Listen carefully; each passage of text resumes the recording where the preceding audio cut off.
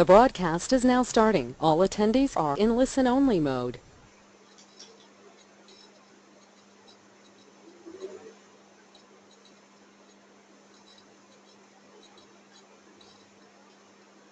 Good morning, everybody. Can you hear me out there okay? If someone wouldn't mind just typing a yes, that would be great, just to ensure.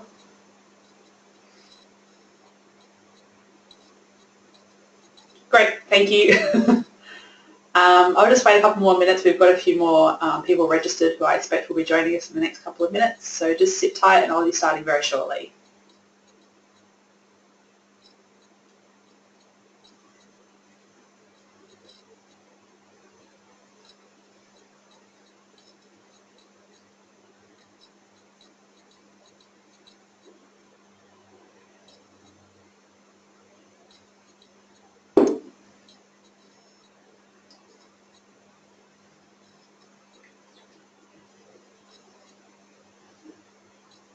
Okay, well, I guess we'll get started. Today's presentation is going to be on the north of Argentina, most specifically the northwestern corner that borders Bolivia and Chile.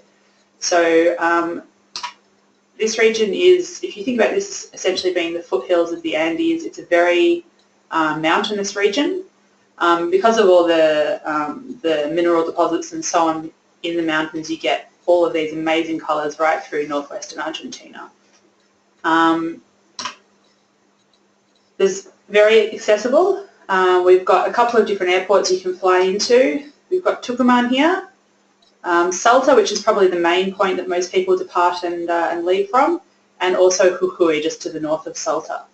Coming overland, you can have passengers crossing in from San Pedro Atacama over the Andes, which is a spectacular drive, and also coming in from Bolivia. If they're doing the salt plains of Bolivia, it's also a really logical extension into the north of Argentina there as well. Coming in from Buenos Aires, there are direct flights with LAN and with aerolíneas. It's about 2.5 hours to Salta or Jujuy and 2 hours to Tucumán. Salta is also connected with direct flights to and from Iguazu Falls, so that's a really easy way of connecting the destinations. Basically, you can travel through this region all year round, but in the summer months, particularly in January and February, they do get a lot of rainfall here in this sort of mountainous region here, and a lot of the roads can get very washed out. So if passengers are doing, particularly if they're doing a self-drive itinerary, December through to February are probably best avoided. As you can see from the altitude down the bottom here, Salta is very much in foothills, very fertile climate at only 1,200 metres. Purmamarca, which you'll see on one of the other maps, is a bit further north, comes up to 2,300, and San Antonio, which is again a bit further, more sort of this region here I suppose, right up around 3,700 metres. So that's sort of starting to get to the point where you need to think about altitude and warning your clients about what to do and prepare for that as well. Salta is definitely the most beautiful city in the region. Its nickname is Salta la Linda, which means Salta the Beautiful. It has probably the best preserved colonial centre of any city in Argentina. You've got these really amazing Baroque churches, really stunning central plaza, and also they have there the Museum of High Mountain Archaeology, which has throughout the year 3 Incan children sacrifices on display. Probably the best preserved Incan mummies they have in the world, and that's a really amazing museum as well, just to get a sense of Incan rituals and traditions. These children were found at 6,500 metres above sea level, so the highest archaeological site in the world, and they've been brilliantly preserved, so it's really worth a look. If you've got people in Salta, definitely recommend that museum to them. There's also the cable cars running up and down the hill over the city, so you get a really good look right over the city, and then the fertile plains either side of the city as well. Salta has an excellent choices for accommodation. You've got Legado Mítico, which is probably one of the best boutique hotels in Argentina. They've got a sister property in Buenos Aires, so really good to have both Legado Mítico in Buenos Aires and Salta as well. We can often get good rates if you combine the two. And then outside of the city of Salta, you've also got Relais and Chateau properties, the House of Jasmines, which is beautiful. and a bunch of other different options as well. So particularly for passengers who like boutique options, Salta is a really good destination.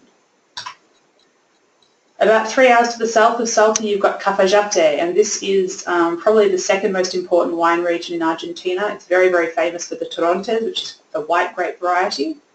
And the drive from Salta to Cafayate is absolutely spectacular. You come down through this quebrada, which is gorge in Spanish, so through the Cafayate Gorge. Again, all the really beautiful like reds and yellows and ochre colours of the rocks. Kind of reminiscent of Arizona or New Mexico or something like that. A lot of cactus, a lot of really barren but spectacular scenery. Once you get to Cafayate, again, you've got lots of really good boutique accommodation. You've got like vineyards that have on-site accommodation, like Viñas de Cafayate, Patios de Cafayate. These are hotels probably, I guess, 5 or 10 minutes drive from the town centre. And most of the accommodation will also have bicycles your passengers can rent so that they can, you know, do a little circuit around some of the vineyards, cycle into town for lunch. It's a really flat area, so quite easy for cycling. If you've got passengers doing a self-drive, the road between Salta and Cafayate is like this. It's paved the whole way, really easy driving, not a huge amount of traffic. And then from Cafayate they can do a little loop that takes them up to Cachi.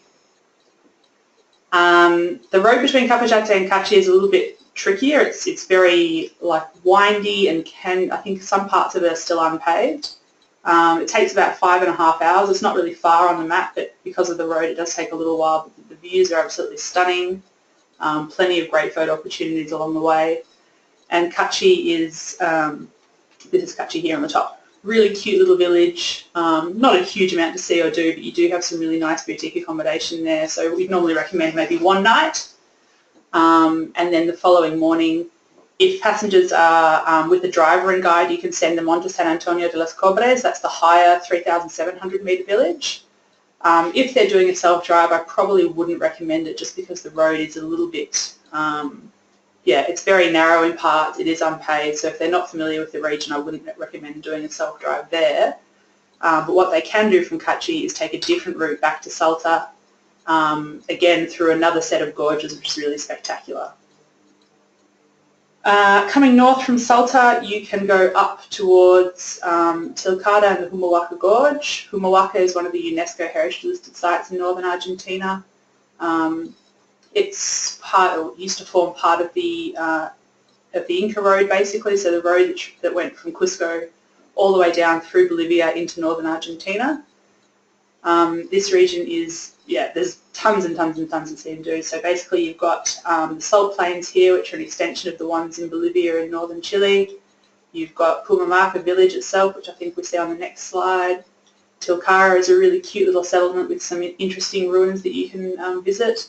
So again, it makes quite a good trip. You've got your own car, you can take your time and do lots of little stops along the way. The operators will always provide maps for passengers so they can, you know, stop and do all the things to see. This is Purmamarca here, so very famous, the Hill of Seven Colours this is called. In Purmamarca you've got some fantastic accommodation. Marqués de Tojo is probably a 3.5, 4-star. Then you've got Manantial de Silencio and La Comarca, which are probably 4.5, 5-star properties. Purmamarca makes an excellent base to visit the region, so I'd normally say minimum 1 night obviously, but perhaps 2 or even 3 if people have the time. And from Purmamarca they can do trips up to the Humahuaca Gorge. If they haven't already been to San Antonio de los Cobres, they can drive up from there, visit Tilcara, or there's plenty of, there's lots of nice self-guided walks you can do in this area as well, so there's heaps of options for passengers no matter how active they are. Coming down a little bit further south, we've got San Miguel de Tucuman. Tucuman is practically unvisited, I would say, by Australian tourists. It's on the other side of a set of hills, so the climate's very, very different from what you get in Salta and Purmamarca. It's much more humid, they get a lot more rainfall. It used to be the base of the sugarcane industry in Argentina, so if you think of the climate that we have in northern Queensland, it's very similar to that. Very, very wet and humid in the summer, quite dry and still relatively warm in the winter time. Between Cafayate and Tucuman you have these ruins here, Quilmes, which is probably the southernmost extension of the Inca Empire in Argentina. Coming from Cafayate, you see first Quilmes ruins, and then you've got this fantastic anthropological museum of Aymaycha, which is definitely worth the drive just in itself. You've got this amazing courtyard out the front of the museum, and then the interior takes you through all the different types of Indian civilizations that lived in the area before the Incas arrived, and then also after the Inca, obviously, as well. As I said, this is a really good area to do self-drive options. You can pick a car up in Tucuman and drop it off in Salta, or pick it up in Salta, drop it off in Jujuy. There's also really great circuits you can do.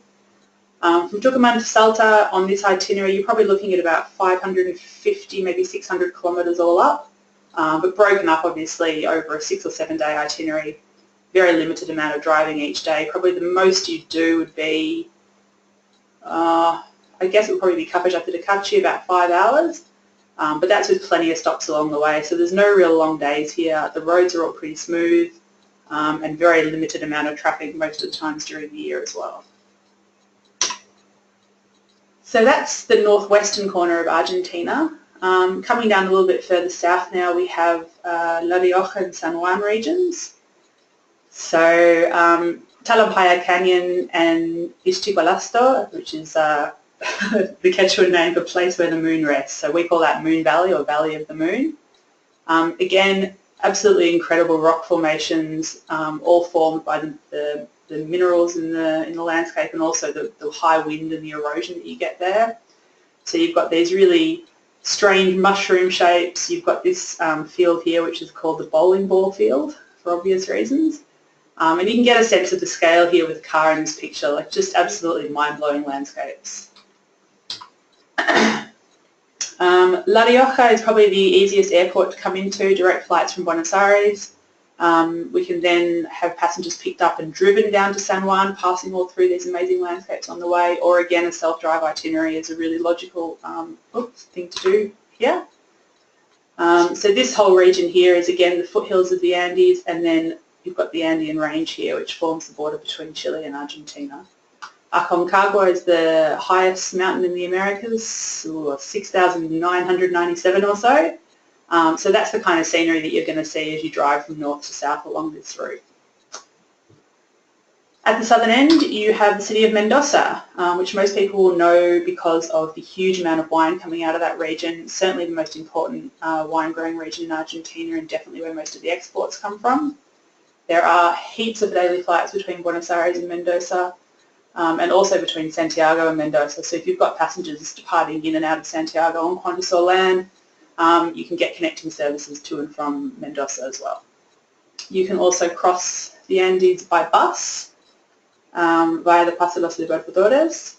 It's quite a long drive. It's about 10 hours including the border crossing, and it's only really advisable for passengers during the summer months, so between October to May. During winter it can be very snowy and the road can get a bit treacherous. So Mendoza is definitely a year-round destination. You've got in the spring, autumn, the grape harvest, which is really a great festival to go check out, particularly if you're into wine. And the rest of the year, summer months are obviously really pleasant. Mendoza's not particularly hot, and then in the winter you've obviously got the really nice snowy landscape as well. So this is the crossing between Chile and Argentina. You can see the road here, all the switchbacks. It's a very important route for trade, so that's why the trip can get a little bit long, 10 hours. If you're stuck behind all those trucks, it would be a hell of a long border crossing. But the views are absolutely amazing. You get to see Aconcagua along the way, along with many, many other peaks as well. So Mendoza is home to the malbec grape, which is the most famous red variety in Argentina. Hiring a bike and getting around the vineyards is a really pleasant way to see the landscape and also try a few different wines. The grape harvest, as I said, is a really good fun festival, probably dominated largely by Chilean and Argentinian tourists, not too many international tourists around, but if you've got people who are very into their wine, it's really good fun. A lot of our passengers, we recommend staying just outside of Mendoza at one of the boutique wine hotels. So this is Chacras de Corilla. It's a little village just a few kilometres north of Mendoza. It's probably been amalgamated into the city of Mendoza, I guess, technically. But it still has that sort of quiet, more village type feel. You can see here in the winter you've got the snowy landscape, and then in autumn the colours are just beautiful. And here's where you find a lot of the really great boutique wine lodges. So Posada Talampaya is definitely one of the better ones. The Cavas wine lodge is also beautiful. And then the vines. So these three lodges are all a little bit remote, but with a bicycle you can get around and check out some of the surrounding wineries. And that is pretty much the end of our 15-minute presentation. So in order to go into the draw to win a spot on our FAMIL to Ecuador next year, you just need to name one of Argentina's iconic grape varieties, both of which I mentioned in the presentation. So hopefully you're all paying a little bit of attention. Otherwise, just nick down to Dan Murphy's on the weekend and ask the guy there, because I'm sure he'll be able to help you, certainly with the red, if not the white. Does anyone have any questions before we finish up today?